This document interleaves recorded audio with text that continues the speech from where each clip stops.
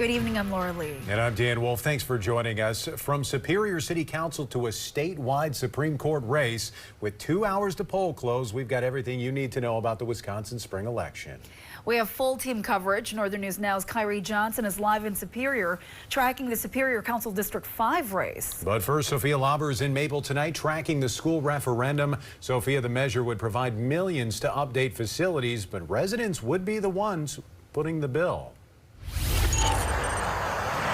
Yeah, that's right, Dan and Laura. Maple is a relatively small community, but there's been a steady stream of people coming in here to vote throughout the day at Maple Town Hall. Voters tell me that's a big part due to the referendum on the ballot.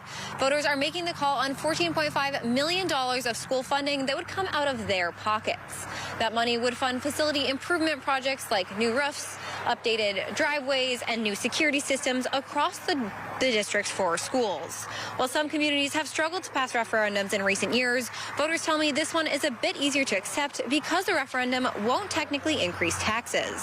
That's because a 2006 referendum is rolling off of taxes this year. Many in this community have personal connections to the schools, whether they went there, worked there, or have family members who are students now. Voter Jeffrey Gursky tells me it's about paying forward what others have paid for him. Well, I feel very strongly that we have to put money into our children. That's the bottom line. That's what this country is built on. We need to educate people. Other residents share they've heard more mixed feelings.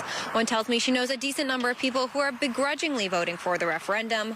While they don't like paying taxes, they feel it's the only way to keep the schools up and running. No one I spoke with today explicitly told me they voted against it, but one resident did say he wishes the district would have kept up with maintenance rather than asking residents for millions all at once. If the referendum fails, the district would have another chance at passing it in November. If it does pass today, work likely wouldn't start until the construction season in 2027. Live in Maple, Sophia Lauber, Northern News Now.